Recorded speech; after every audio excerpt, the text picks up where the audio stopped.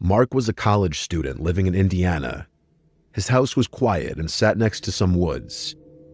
During the day, everything felt normal, but at night, the woods made the place feel strange. Behind his house, under the patio, there was a hot tub. That's where everything happened. It was Saturday night, March 29th, around 12:30 a.m. Spring break was ending and school was starting again soon. Mark had his three close friends over, Kyle, Keenan, and Derek. They were spending one last night hanging out. They were in the garage playing pool, blasting music, and drinking. Everyone was laughing and having fun. It felt like a good night.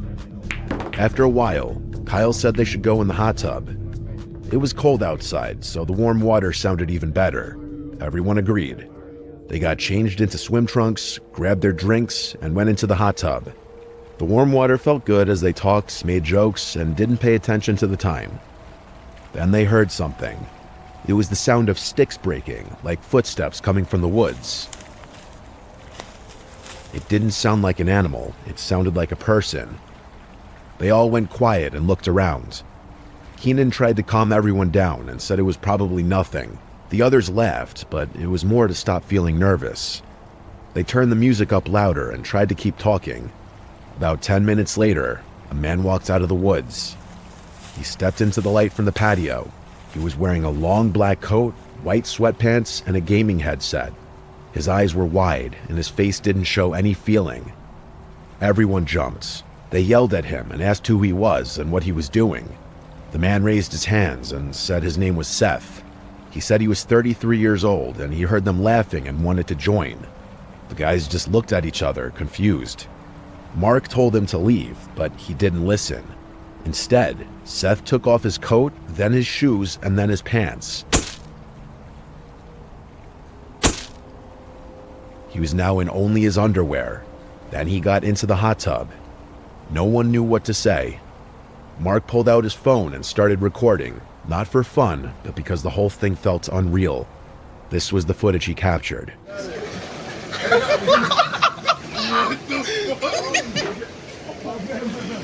Wait, I saw the dream right there. What was over here?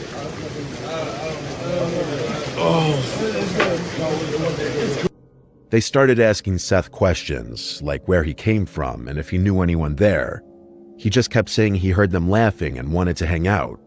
Then he said something really disturbing. He said he had molested a child. That changed everything, obviously. The guys jumped out of the hot tub and started yelling at him to leave. They pulled him out of the water. Seth didn't try to stop them. He just stood there, dripping wet and staring. Then he slowly walked back into the woods without saying anything. The group ran inside and locked all the doors. Some of them laughed nervously, trying to shake it off, but Mark and Kyle didn't feel okay. They felt like it wasn't over. About 15 minutes passed. Kyle said they should go back out to lock the hot tub. Mark said okay. So they got flashlights and stepped outside. That's when Mark saw something next to the hot tub. It was a phone. He picked it up and saw the screen light up. Whatever was on the lock screen made him drop the phone. He didn't say what it was, but it scared him. He said he thought Seth would come back, so they ran inside and told the others. Everyone tried to stay calm. Then they heard a tapping sound on the window. Mark already knew who it was. He opened the curtain, and wouldn't you know it, Seth was standing right there. His face was pale, his eyes were wide open, and he had a creepy smile. He didn't say anything, he didn't move, he just stared. Mark yelled for Kyle. Kyle ran in and called the police. Mark grabbed a bat and went to the front door. He yelled for Seth to leave and take his phone. Seth didn't answer. Instead, he slowly walked around the side of the house. Mark followed a little bit and looked through the patio window. Seth was standing there again, staring inside. Mark told him the cops were coming and that he needed to leave, but Seth didn't move. He just slowly raised his hand and waved once. Then he turned and walked back into the woods. The police arrived a few minutes later. The guys told them everything. The officers searched the woods and found Seth standing alone, just looking toward the house. They arrested him for trespassing, and everyone thought it was over. But Mark didn't feel that way. A few days later, he saw a post on Snapchat from a girl who lived nearby. It was a video. It showed another man, not Seth, trying to break into her house late at night. That's what bothered Mark the most. It meant Seth might not be the only one out there. There could be more. They could be connected, and they might not be done.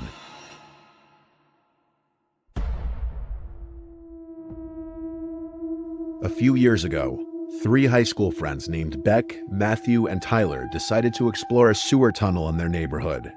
It was winter and very cold outside. The tunnel was at the edge of their neighborhood, under a small creek next to some office buildings. These buildings were empty and dark at night.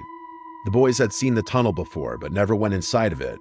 It always looked creepy, and they joked about it, but deep down they were curious. That night, they finally decided to go in. They brought sleds with them, thinking it would help if someone asked what they were doing. They knew they weren't allowed to be there, but they wanted to do something exciting. Just as they pulled into the parking lot, a police car showed up. A police officer got out and asked what they were doing there. Someone had apparently seen them on the security camera. Tyler quickly said that they were just going sledding. The officer looked at them for a moment, then told them to leave. So they left, but only for a little while. After driving around for about 30 minutes, they came back. This time, they parked farther away, behind a building where no one could see them.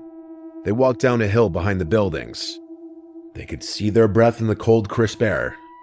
They stood in front of the tunnel, noting how big, round, and completely dark inside it was. They turned on their flashlights and walked in. Turn off your light, everybody. Okay. Dude, this is... Oh, look at the date, dude. 6/19/19. 19. Oh my god, this is Dude, how did we even find this?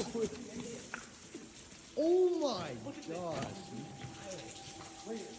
Inside the tunnel, the ground was dry. It was quiet, except for the sound of water dripping deeper in. The walls had graffiti all over them. Most of it looked old, but one thing caught their eye. A date was spray painted in large red numbers. 6/19/19. The paint looked newer than the rest, like it was done recently. That made them feel uneasy. Their flashlights weren't very strong and didn't shine very far. Still, they kept walking and acting tough, but deep down they were nervous. The farther they went, the colder it got. The temperature was dropping fast. Even though they were underground, they could still see their breath. The walls looked like they had ice on them. Big icicles hung down from the ceiling. Some were huge and sharp. Keep it slow, Oh, I see a light down there, see it? I think I saw movement. Wait. What's that? Hello? So keep going? Can we keep going?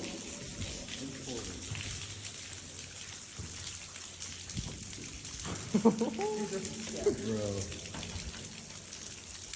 Dude, and these icicles can like impale you, dude. Look how long.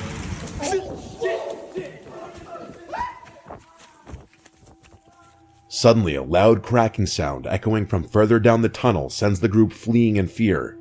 The sound resembled something heavy hitting stone. It wasn't any of them. The sound came from deeper inside the tunnel, too far to see. They tripped, slid, and bumped into each other as they rushed to get out. When they got outside, they were shaking and breathing hard. That's when Beck noticed his phone was missing. He had dropped it while they were running. Tyler and Matthew told him to forget about it. They didn't want to go back in, but Beck didn't listen. He grabbed his flashlight and started walking toward the tunnel again. The others followed, but they didn't want to. The tunnel felt different this time. It felt even darker. The air felt heavy and strange, like something was wrong. Their flashlights didn't work as well, and the silence was even worse than before. It felt like something was watching them. I feel like I feel like my pocket got like a little emptier over here. Like somewhere over here. Matthew, go over here this way. no, dude, that's where we fucking heard the noise. Shit, dude. Do I have to go back there?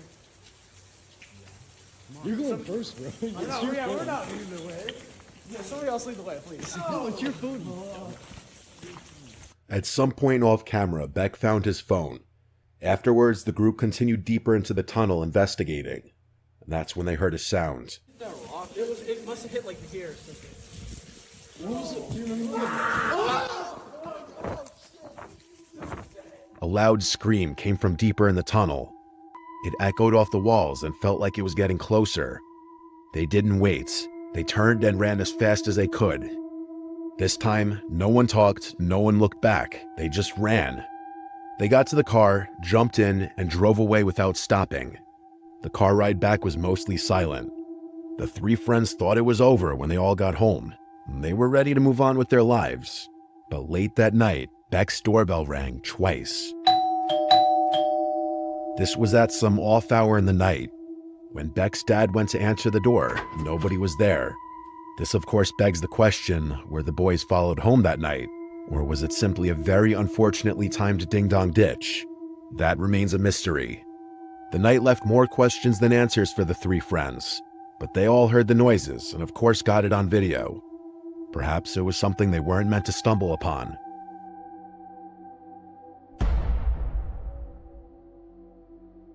In April of 2022, a man named Connor took a construction job far from home as part of a 3-month accommodation program. The pay was decent, and he needed every dollar. He wasn't in the best place financially, and the bonus of working alongside his longtime friend Jim made the opportunity more appealing. They figured it would be a nice change of pace, extra cash, time away from home, and some peace from the chaos of everyday life. The job itself wasn't bad. A few weeks in, Ryan had adjusted well to the routine, but the area they were stationed in was remote, deep in rural countryside. There were long, winding roads with barely any signs of life. It wasn't unusual to go miles without seeing a single home. Ryan had always loved the outdoors, and he saw this isolation as a chance to unplug. Most of his coworkers blew their weekends drinking, but Ryan had different plans. He wanted solitude. He wanted quiet. So when Friday rolled around, he packed his gear and prepared for a weekend of hiking and camping deep within the woods. A narrow trailhead just 5 minutes from his temporary accommodation became his entry point. Within 20 minutes, he was deep in the forest. The only sound was the wind and the crunch of his boots. He smoked a couple joints as he made his way further in, letting the stress just melt away. The isolation was comforting for him. Well, at first.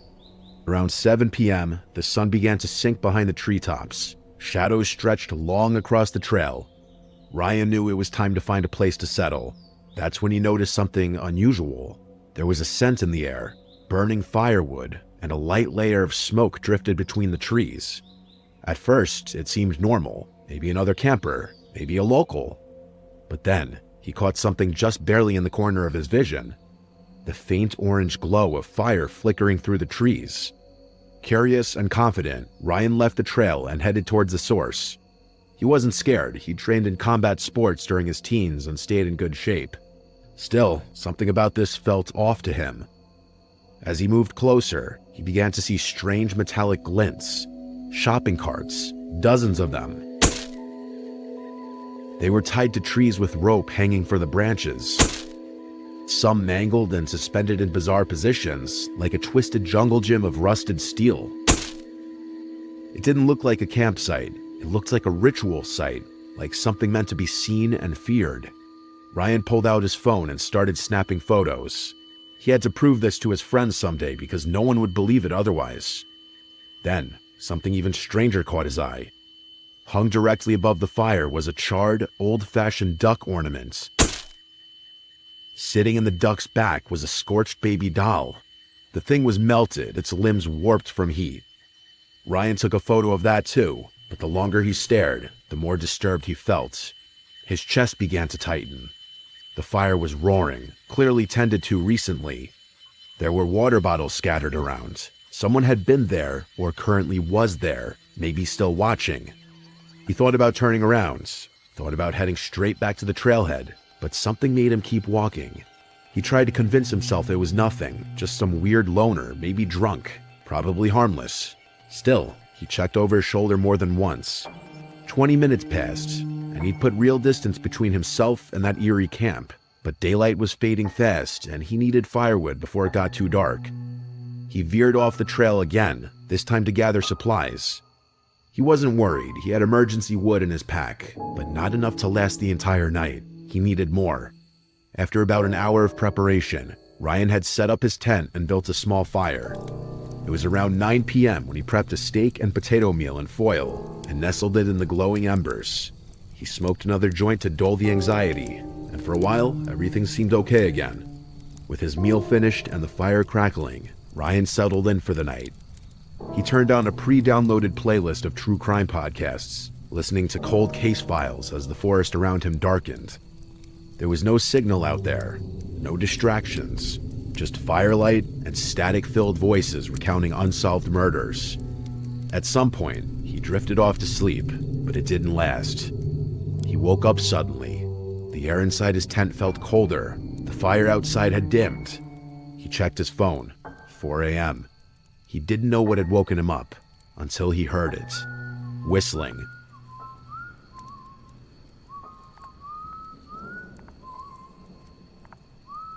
A slow, eerie tune carried through the trees surrounding his camp. He froze. His body wouldn't move. It was like something inside him had shut down. He lay motionless, listening as the sound crept closer. Then the whistling stopped. What followed was worse. Soft footsteps, fast, light, and quiet, circling his tent. He couldn't see them, but he could hear them crunching twigs and shifting leaves. His heart pounded in his throat. Then, without thinking, his body finally snapped into motion. He jumped up, threw on his boots, and burst out of the tent. What made it worse, what twisted the fear into something primal, was that the footsteps had come from the direction he had entered the trail. The way back to safety was now blocked. He had no choice but to run deeper into the forest. He sprinted as fast as he could, crashing through brush and low branches. But behind him, he could hear more footsteps, multiple, and they weren't in sync. The sounds overlapped, too fast and scattered to just be one person. There were two of them, maybe more. For 5 straight minutes, he ran until his lungs burned and his legs begged for rest.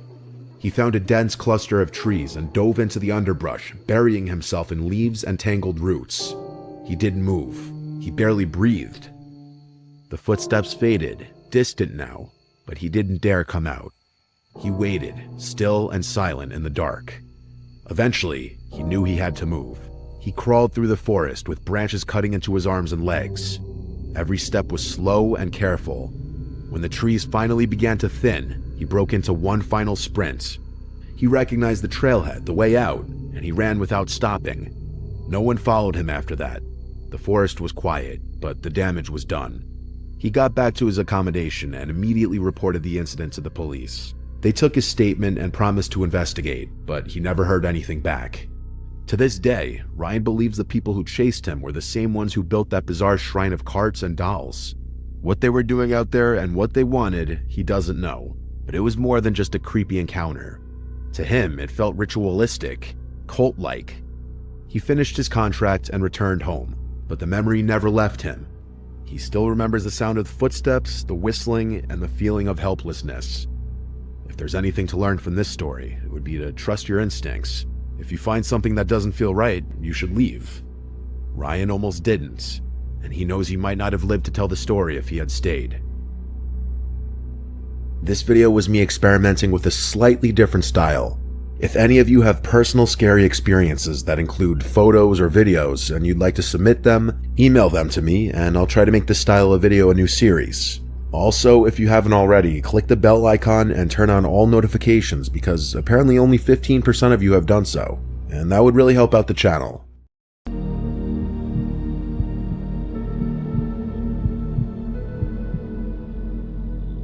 I live in Sydney, Australia. This happened when I was 15 and home alone. It was about 9 p.m. and I was just coming out of the bathroom when I heard my front gate swing open and my dog begin barking. Across the hall, I saw someone run past the porch window and into the backyard. I was able to vaguely make out what he looked like. He was hunched over, had sickly pale skin, was wearing all black, and had long messy black hair partially covering his face. I went into the living room to see what was going on. My dog was still at the front door growling. Since I hadn't seen the guy return, this meant he was still somewhere in my backyard. I waited at the door for a while, when another, more normal-looking guy walked onto the porch and came right up to the security bars. I don't remember all the details, but our conversation went something along the lines of him saying, "Hey, have you seen my friend?" And I replied, "Yeah, I think he's in my backyard." He replied saying, "Okay, because I've been following this random guy all over the place. I think he's on drugs and might be dangerous." This struck me as weird though. What did he mean by this random guy when he had just called him his friend? He quickly walked away, going off into the darkness towards my yard. I should also mention that there's a door around back, but that also has security bars in front of it, and the door was locked at the time. I waited at the front door for a bit, then sat back down. After about 2 minutes of waiting, the guy I spoke with walked back onto the porch and looked in through the security bars. He now had the pale, potentially drugged out guy with him, who was pacing back and forth in an agitated manner. I went to the door to see what he wanted. He said, "Hey, sorry man, I just found him. Look, he's really nervous, and he'd like if you unlocked the door and came out here, just so he could see that you're harmless." I felt a pain in my chest. The creepy, drugged out guy had stopped pacing now, and was standing unnaturally still, staring me dead in the eyes. There was an uncomfortable silence. I didn't say anything, but stepped forward to push the French door shut, causing the second guy to lunge at me and shove his hand through the bars towards me. I jumped back and slammed the door shut with my foot, bolting it. I called my parents, and they called the police. The two men had gone. When the police arrived, they told me about a break-in that had occurred just down the street less than an hour ago. As far as I know, they never found the two guys. Looking back, it's likely that the first guy ran into the backyard to try to find a way in, and the second guy went to help him, which is why they were back there for so long. What disturbs me is the fact that they didn't want to just break in, nor did the fact that I was home deter them. They wanted me to come outside to them, or to get into where I was.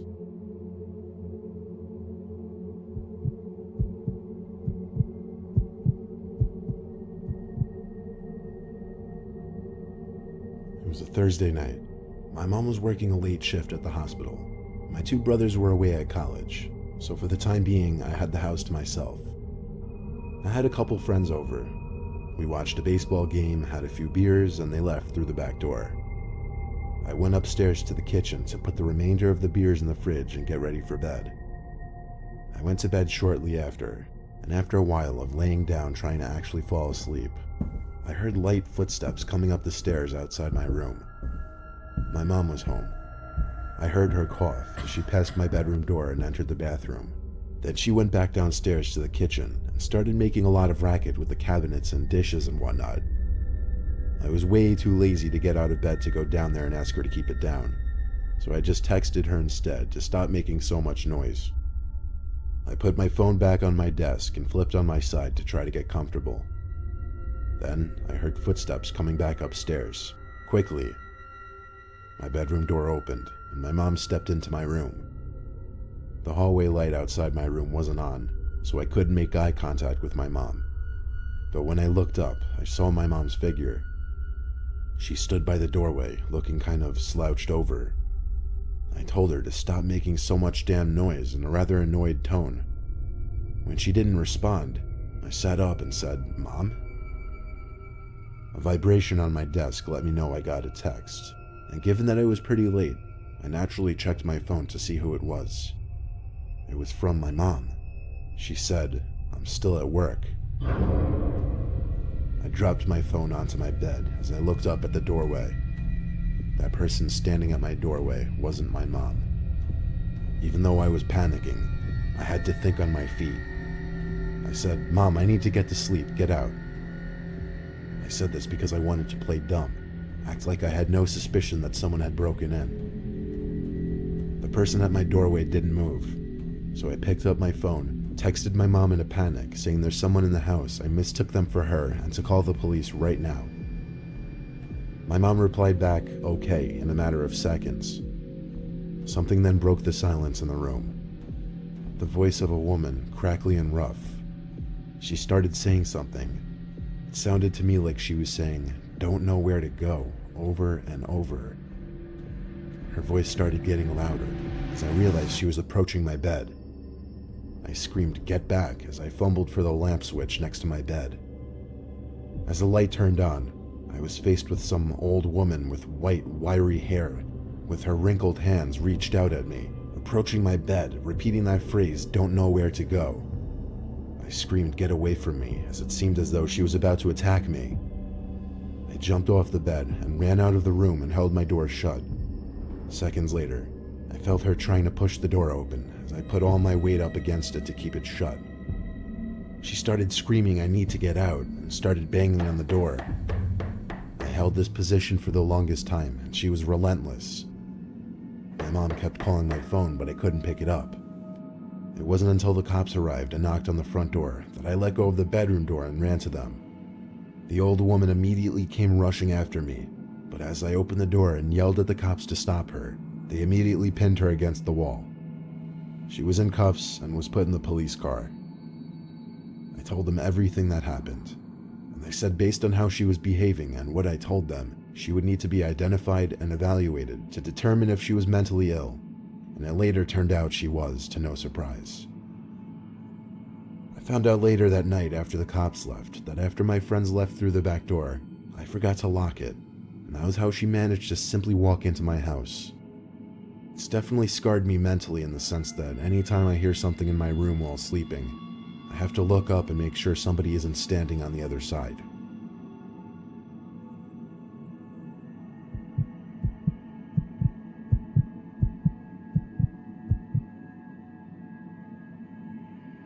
Before moving off on my own to California, I lived basically in the middle of nowhere on my dad's ranch in Colorado. It was a beautiful, huge property. I just never loved living in a rural setting. I found it boring. Plus, as that old cartoon Courage the Cowardly Dog stated, creepy things happen in the middle of nowhere. There had been a number of times that people had trespassed on our property, which is why my dad owned 3 different guns. There was one time he had to chase 2 men off the property with his rifle. What I'm about to tell you happened a few years back. I think it was in the middle of June. I was home alone as my parents were on vacation together and my little brother was out with friends or at his girlfriend's house for the night, I don't remember. It was a hot night for Colorado, so I had all the windows open. I used to go to sleep pretty late around that time, so I think it was around 1 in the morning. I was still in the living room watching TV when I noticed the motion-sensing patio light turn on outside. This light would only turn on due to very noticeable movement by a person. So immediately I assumed it was my little brother returning home. To be safe, I got up and looked out the window. I didn't see anyone though. I took out my cell phone and called my brother real quick. He didn't pick up. So I went to sit back down. Then it started. The knocking at the front door. Our door had a peephole because obviously anyone coming to our house went out of their way to get there, so we'd need to know who was there before opening the door. When I went to go peek through the peephole, I didn't see anyone, so I'm immediately thinking ding dong ditch. Possibly some local punky kids, possibly my brother. I was hoping the second was the case. I shut the blinds now because I became paranoid that I was being watched. I shot my brother a text, saying if I find out it's you, I'm not letting you in. Moments later, there was a knock right behind my head. So loud I actually jumped off the couch. It was a knock at the living room window, followed by what I can best describe to be 2 voices. One a deep male voice, one a higher pitched female voice, saying "We see you" simultaneously. Heart racing, I imagined it to be the most wishful thing I could think of, that it was my little brother and his girlfriend messing with me. In the moment it made sense, or maybe I just wanted it to make sense. The banging on the window didn't stop there, it kept going, but it moved to another window. This time the window in the dining room, where I didn't shut the blinds. From the angle I was standing at, I could see 2 figures at the window, but no chance could I see anything about their faces. I didn't look at them as I ran upstairs to my dad's room to get one of his guns from under his bed. He told me exactly where he kept it just in case of an emergency. I loaded the rifle and ran downstairs to the dining room window, but they weren't standing there anymore. With a loaded gun, I felt a lot more confident in opening that front door and going outside to confront the situation. When I stepped outside, I decided I'd do one full quick lap around the house and check on the cattle. I was no marksman, but I had the protective instincts for the property, and I was ready to use the gun if I needed to. The whole property seemed clear, and the cattle were fine, so I went back inside, checked every door, and went to bed upstairs. For half an hour, peace and quiet, until I heard a disturbing sound come from downstairs and outside. Someone was frantically pounding at the front door downstairs, accompanied with a man shouting at the top of his lungs, not shouting words or anything, just screaming. I grabbed the rifle next to my bed, ran to the living room window, pushed it open, and fired a round outside into the dark night. The screaming and pounding stopped, and I heard 2 sets of footsteps quickly stomp off the wooden porch. And then there was nothing but the sound of the night crickets. The rest of the night, nothing happened. Actually, nothing ever happened again until I moved out. But it was not my brother and his girlfriend. I found out the next day. My dad was proud of me when he heard I protected the property. I'm just grateful my dad has those guns, and I only agreed with his owning them even more after that.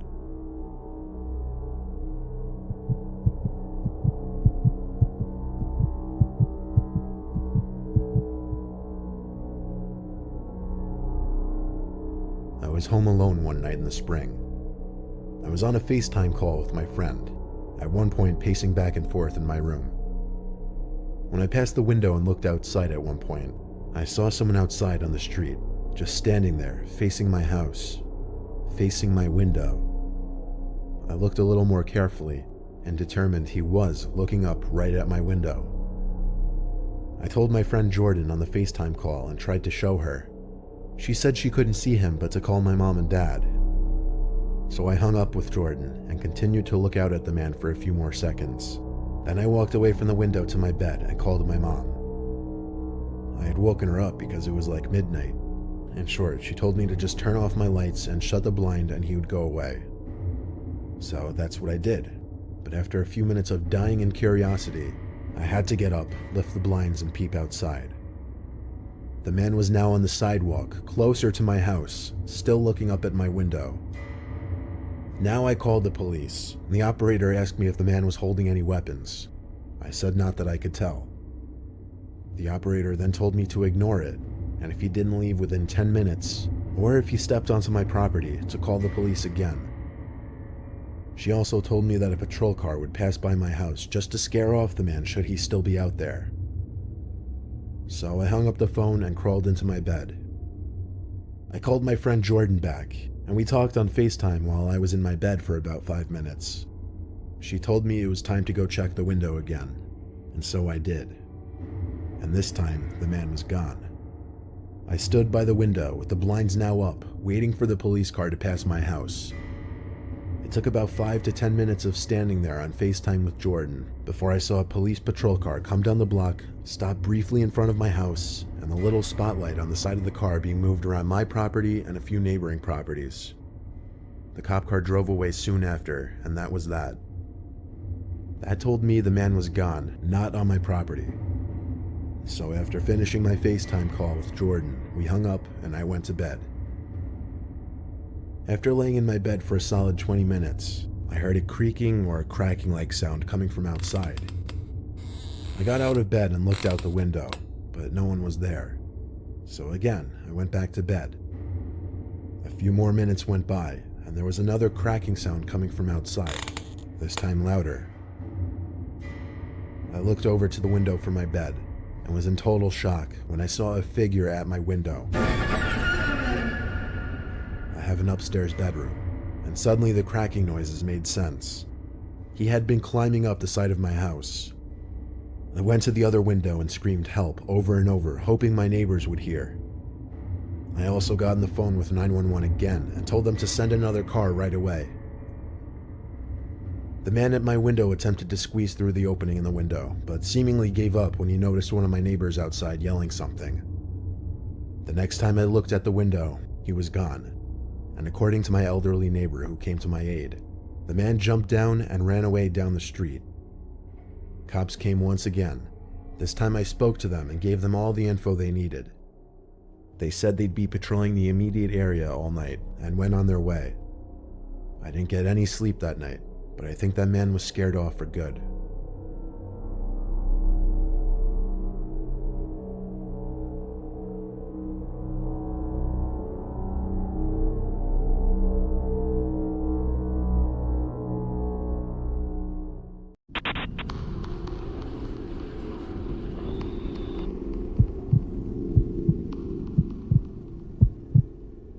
When I was a little younger, I enjoyed off-road biking, like on bike trails in the woods. Living in rural Massachusetts, I always did a lot of exploring, usually on my bike. One of those many days that I was feeling adventurous, I got on my bike and rode down Irving Street, the road my parents' old house sat on. This road went a long way down, and it basically just ran through trees in all directions, with the occasional farmland. I'd usually cut off this road onto an intersecting road, or I'd just ride into the woods through one of the dirt paths. This particular day, I kept going further than usual on Irving Street, hoping to find these cool bike trails one of my friends told me about a few days prior. He said the entrance would be a little past a deer crossing sign. I didn't find the sign though, but I did find a trail that veered off the road into the woods. It was wide enough to easily navigate on my bike. So I turned off Irving Street and onto the dirt trail, which immediately dropped to a decline, allowing me to instantly pick up speed. I still don't know if these were the trails my friend was actually talking about or not, but they were fun to ride on, as they were very hilly and windy. I just rode around the apparent maze of trails, having fun exploring, until I started to get thirsty and realized I had forgotten my water bottle at home. Of course. So I decided to cut my bike ride short and start looking for the way back to the road. I rode around the trails trying to remember which way I came from, but it was literally a maze. Irving Street was a very quiet road, so hoping to hear the sound of traffic was kind of pointless. This was back when flip phones were a thing, and I didn't even have a cell phone yet, honestly, so I couldn't exactly just whip out my iPhone to look for directions. Then I realized I wasn't alone in the woods. There was a woman not too far away from me, just standing there watching me, kinda creepily. She was older, probably 60s. I called out to her asking for help because I'm lost. She replied in a low voice, yet I could somehow make out what she said. She said, "You shouldn't be in here." I apologized and asked for directions one more time, but she said, "Get out now," in a disturbingly sadistic way. I wasn't staying there another second. I rode off down the trail, resuming trying to find the road again. But from that moment forward, every 5 minutes or so, I'd see that lady, not too far away, always looking at me. This went on for some time, to the point that I got so uncomfortable that I hid behind this giant stone for a while once I lost sight of her. I waited for a long time, and it was getting dark quickly. I swear I was starting to freak out. Another half hour of trying to navigate this maze, and it was getting too dark to even make my way around on the bike. I could barely see the trails now. I was so tired I had to sit and take a breather, but something in my gut told me I was being watched. Like, you ever just get that feeling that you can sense the presence of someone else around you? I was right, because the old woman's voice broke the silence. She said, "Come here," but in a low voice, almost a whisper. This meant she was currently closer to me than I was comfortable with. I couldn't see a thing. I held myself together until she started making these cackling sounds. And that's when I lost it. I threw my bike to the floor. That was the last time I ever saw it. I started screaming, running through the woods. The nightmare of trying to find my way out of the woods finally ended when I saw the lights from a house not too far away. I ran as fast as I could to it and rang the doorbell. An older man answered the door and asked him for help, for some water and a ride or something. Thankfully he was nice and happily offered to give me a ride to my house. He seemed particularly freaked out when I told him about the creepy woman in the woods. He said 3 people had gone missing in our county just that month alone. He also knew the trails I was talking about and said they were not privately owned by any woman, making the situation even weirder. I of course was furious about leaving my bike behind, but I had to get out of there. That woman had been stalking me riding on my bike for potentially hours. She was basically right in front of me in that pitch blackness.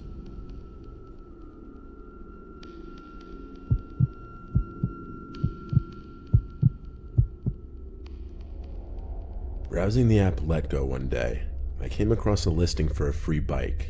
It was a black Trek brand bike, which is a top bicycle brand. At the time, my bike was an old piece of crap Schwinn that I hadn't used in years, so obviously this listing caught my eye.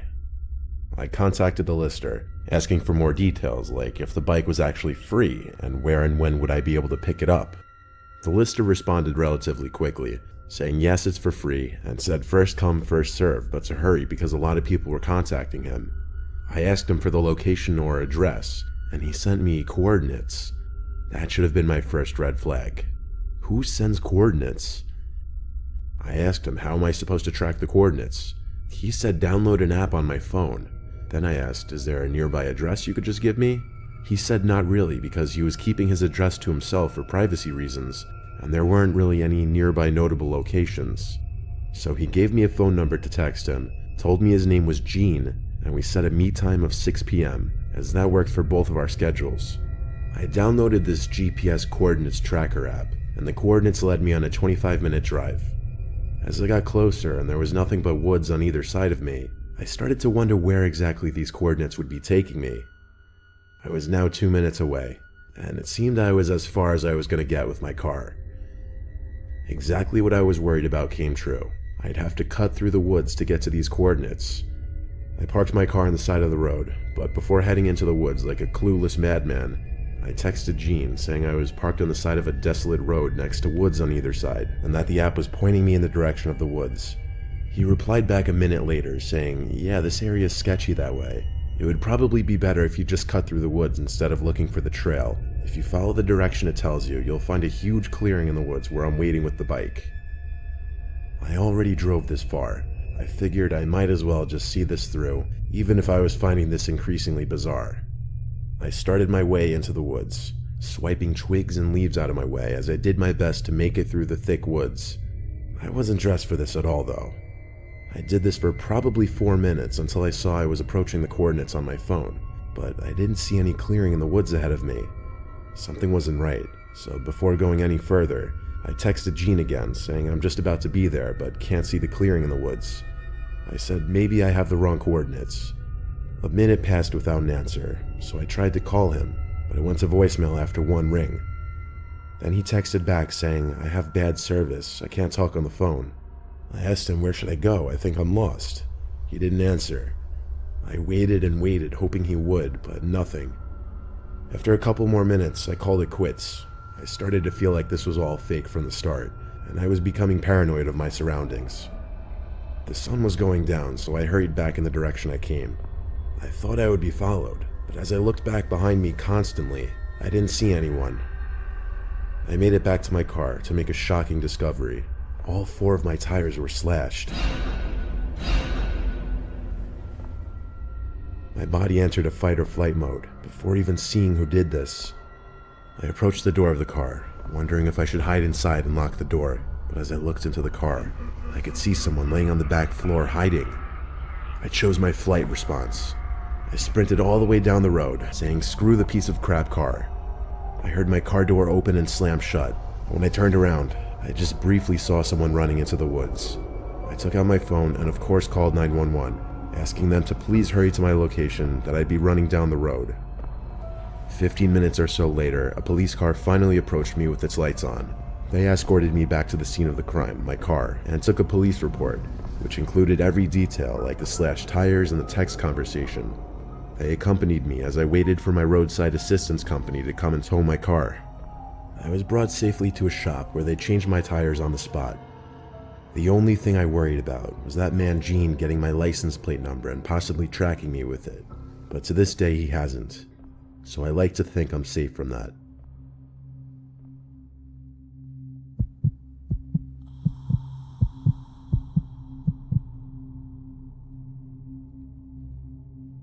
When I was a teenager, before my friends and I had our driver's licenses, our main means of transportation was our bikes. Our town isn't that big, and all of us live a short bike ride away conveniently. We'd often go for bike rides during the day, just around the neighborhood for fun, but we really liked going for bike rides at night, especially in the town area on Main Street by the bars and hubbub. It was a Friday night, pretty late, probably approaching midnight. I biked to Main Street with my friends Jackson and Roddy.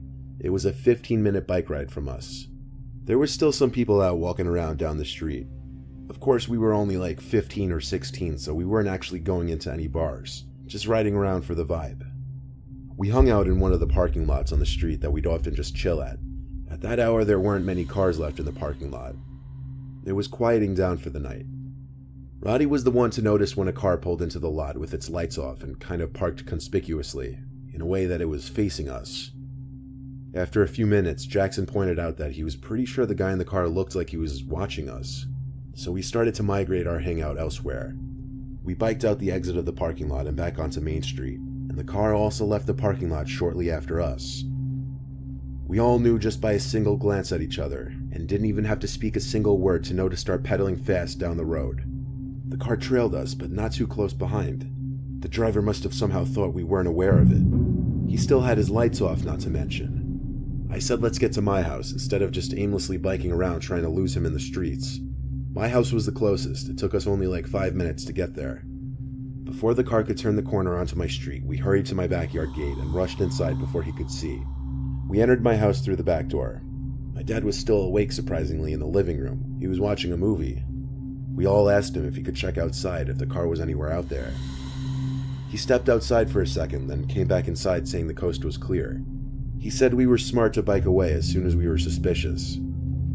Anyway, my dad went to bed after his movie, and usually he wanted my friends out by that point, so Jackson and Roddy left on their bikes. I swear it wasn't even 20 minutes later that I got out of my bed after hearing something from the backyard. I went to my window and looked down to the backyard. I lifted my window up a little more, very quietly, just to better hear the sound. It was like this little clicking, rustling sound that would repeat every 4 seconds. I stuck my head out the window, and I saw the shed door was open, but that didn't answer what that clicking sound was. I went to my dad's room and woke him up. He came with me first to my room where I showed him the shed door, and then made him listen for the sounds. But now the sounds had stopped.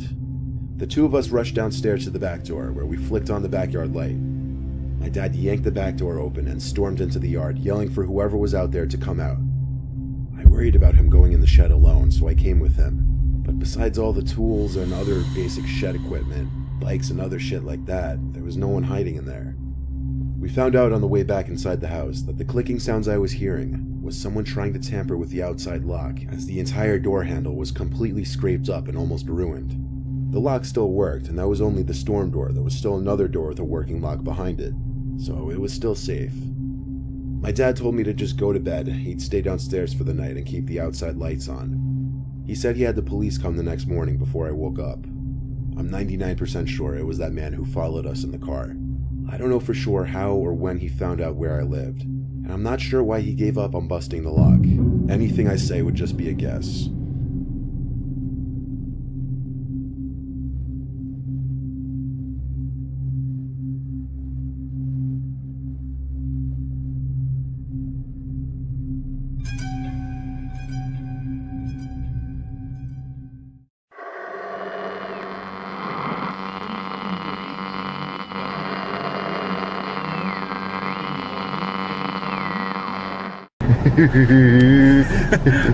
Se jævla mørkt der. Jeg ser jo ikke noen ting. Hva er ikke på lyset? Nei, det var ikke det.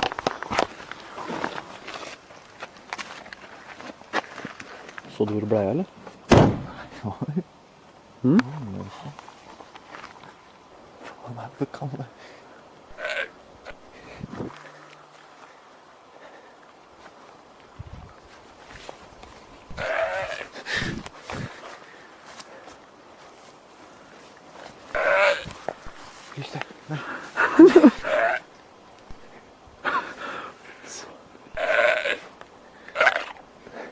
Det er faen meg overalt.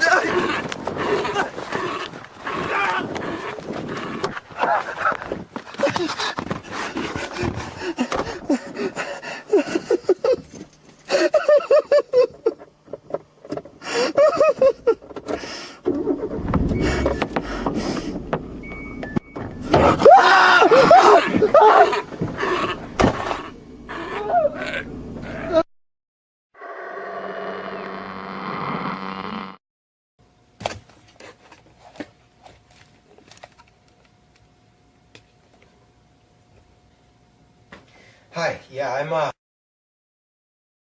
there's this guy just like standing outside my window.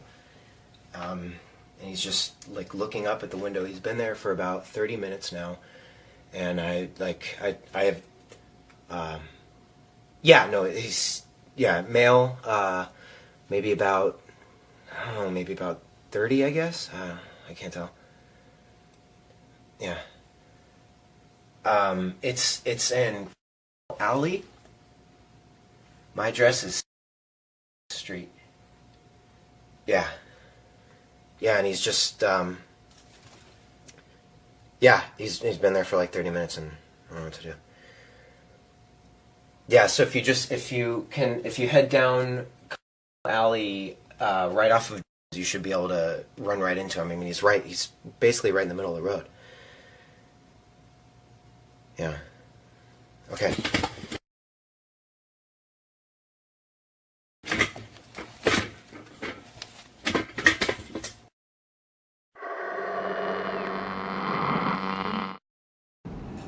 He won't even drive the truck by himself drunk.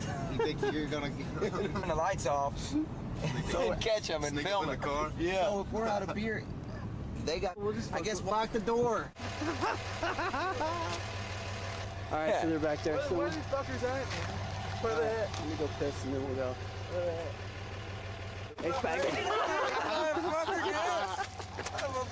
All right, let's go. Let's go. Come on. Film a fucking dude while he's pissing. Come on. Salem stuff. Come on. All right, let's see it. Nice, cool out there. Yeah, that's cool. All right, come on. We should see the car way before we get to it. What's on the road up? What is it? Where? Something the road up here. Put your brights on. Put the brights on. What the fuck? Turn your brights on, dude. What the? That's a fucking person. Is that That is a fucking girl. What the fuck, dude? It's wow. Dude, who is that? It's 31 degrees outside. Dude, is that Kelsey? No. Right, Dude, that is a fucking girl. Dude. Toot your horn. See if she's... What is this bitch doing? This is a nutty bitch. Dude, get Stop, fuck, stop. go Let's check see it out. Fuck, Dude, get her. fuck, dude. Get her in the car, dude. Look at her. She's hot. Go Get her check in it the out. car. Go see what's up. Fuck.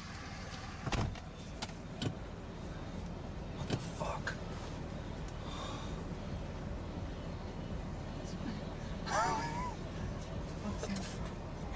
What the fuck is he doing?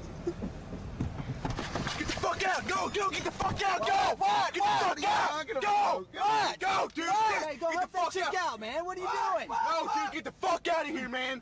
You don't fucking know, man! Get the fuck out! Here, go! Are you fucking retarded? What the fuck? What the fuck? Dude, get her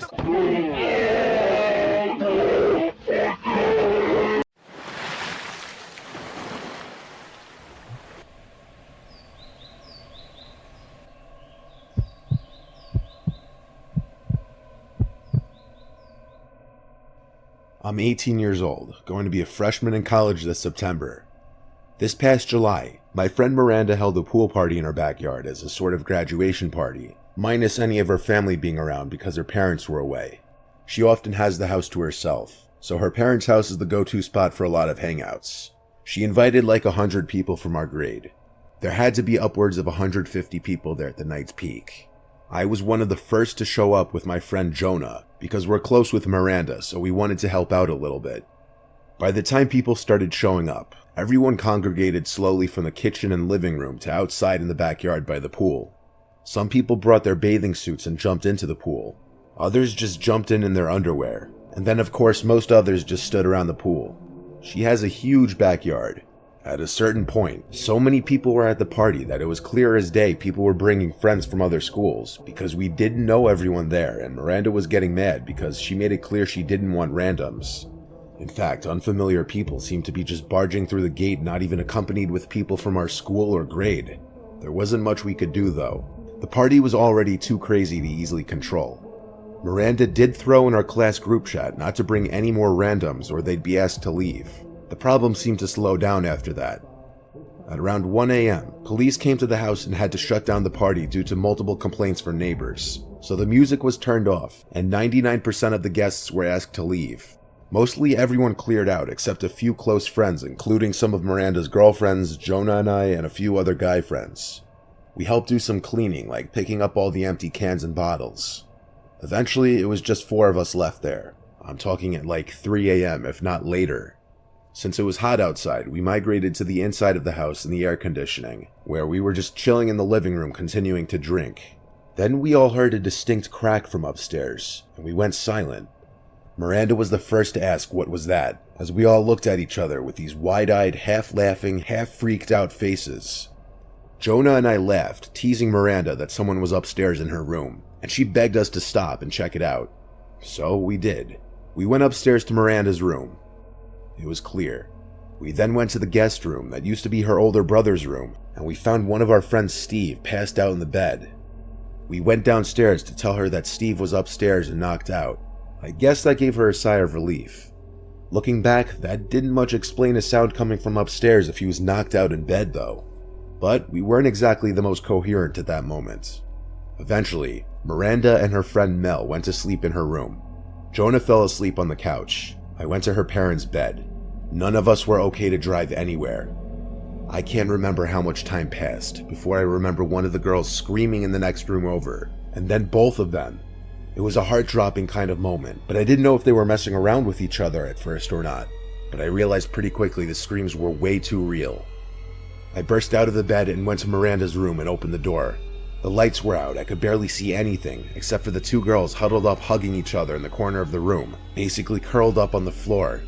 I saw what they were screaming at. There was a tall person in the opposite corner of the room, on the other side of the bed from them. I saw him looking at me in the doorway. I yelled at the girls to run, and they did. There was so much yelling that even Steve woke up and came out. As the girls ran downstairs screaming that the man was touching their feet, we followed.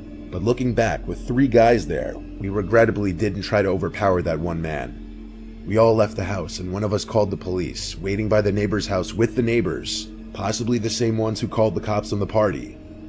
We didn't see the man leave the front door ever, and after police searched the house and couldn't find him, that meant he left through the back door. None of us recognized who that man was.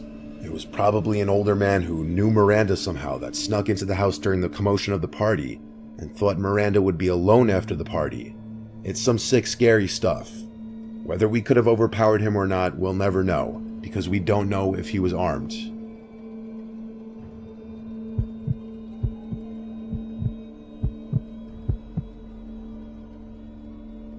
There's a nice, quiet, scenic creek not far from my house.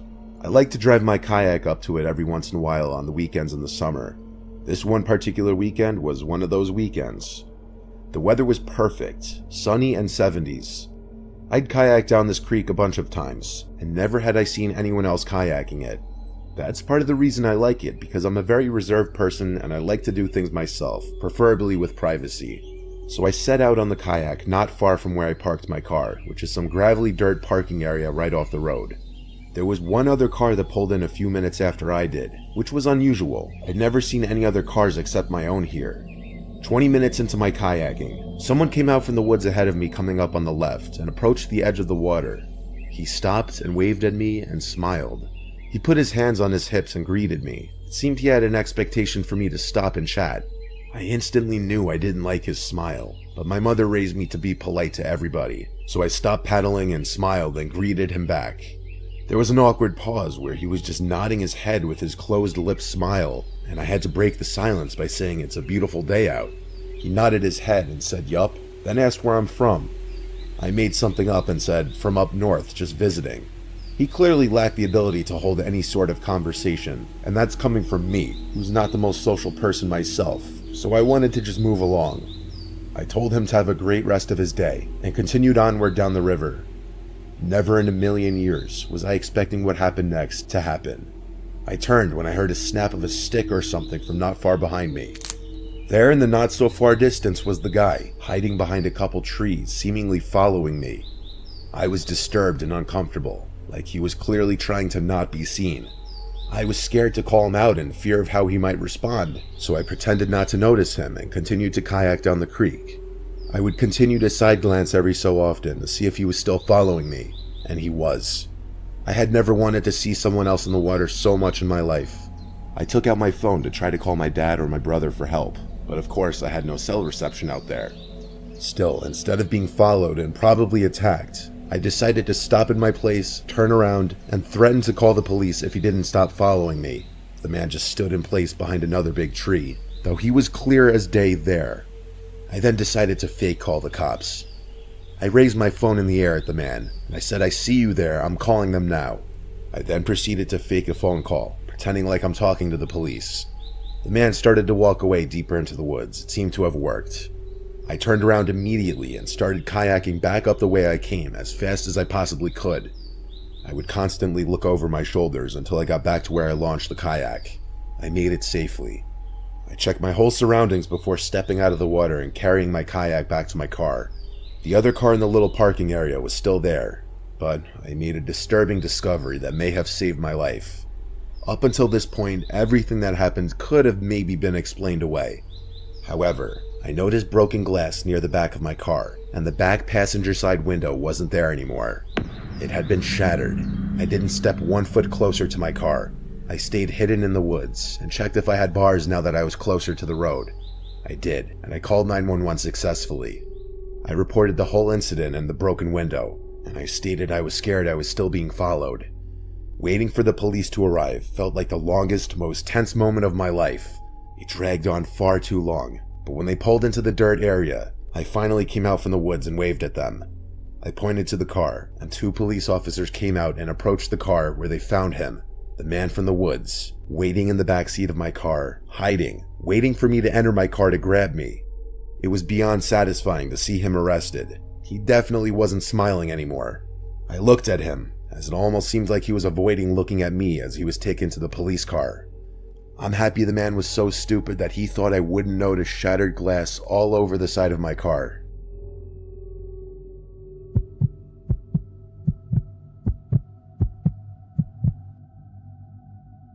What you're about to hear is something that will sound like it was straight from a horror movie, but it's absolutely true. Every summer, my friends and I go on a camping trip to a new location. It's a tradition we've had for years. One year, we chose a hiking trail in West Glacier, Montana. My friend Luke is a photographer, so he always likes to bring his camera equipment and get lots of nature shots. Our first day there, the 3 of us did a lot of hiking and exploring, taking in the sights and allowing Luke to get a lot of shots. That first night there, nothing was out of the ordinary. We had 2 tents. I was alone in mine while the other 2 shared theirs. The next day, we did some fishing at a nearby river, and a few other things that aren't really that interesting to talk about. But that second night was where things got weird. The fire had just been put out, and we went to our respective tents. None of us had even fallen asleep yet when we started hearing sounds from out in the woods. It was very clearly a person's voice. It sounded like an older woman's voice. It kept getting louder and more clear every 10 seconds or so. I called over to my friend's tent right next to mine, asking if they heard that, and they called back saying yes. Someone was out there. The voice got so close and so clear that we could hear her saying hello. I was shaking in my socks. Maybe you might think we're bad people for not jumping to help an older woman who may have been stranded in the woods, but that just didn't seem right, and being in the middle of the woods at night hearing someone calling out hello is beyond terrifying. I heard footsteps approach the tent, then stop. The voice once again said hello, but it was right outside the tent this time, and now that it was this close, it didn't sound like a woman anymore. It sounded like a man trying to sound like a woman, raising the pitch in his voice. The person outside my tent suddenly started shaking the tent aggressively, and I freaked out and screamed, "What do you want?" My friend shouted to go away to the person. The shaking then stopped as suddenly as it started, and I heard the footsteps quickly hurry away. I waited a few moments before unzipping my tent and grabbing my sleeping bag to go to my friend's tent. Even those brief 5 seconds outside the tent, I felt like I was going to be grabbed at any moment. I felt safer as I was in the tent with them and not alone anymore. None of us knew what to think, but we all 3 agreed it didn't sound like an actual woman. It sounded like some creepy man pretending to be one to get us to let our guards down. The question was, why though? And was he carrying a weapon? Either way, we didn't think it was safe to get up and leave now. We agreed to leave first thing in the morning as soon as the sun would begin to rise. We also agreed that someone would need to stay awake at all times to keep watch, so we agreed to take turns sleeping. My friend Matt took the first shift, while Luke and I tried to sleep. which was hard to do after what just happened, especially when we'd keep thinking we were hearing footsteps surrounding the tent. Eventually though, after many tense hours, I managed to fall asleep out of pure exhaustion. I never woke up until morning time, because apparently Luke fell asleep on his shift, and we were all asleep by that point. We were happy the sun was up, so we packed our stuff and headed back to the truck. It was a long ride home, and during the drive, Luke was going through his camera looking at the shots that he got over the course of the 2 days there. The last 3 pictures, however, were not pictures that he took. There were 2 pictures taken of our campsite while it was still dark out. The 3rd picture was taken inside of our tent, with all 3 of us asleep. Nothing was missing or stolen, strangely enough, and none of us were attacked in any way, yet it remains the most fucked up thing that has ever happened to any of us. Some random creep out in the woods stalking our tent, and waiting for the right moment to enter our campsite, go through our stuff, sneak into our tent, and take a picture of all 3 of us, probably just to freak us out. And whoever it was, they accomplished their goal for sure.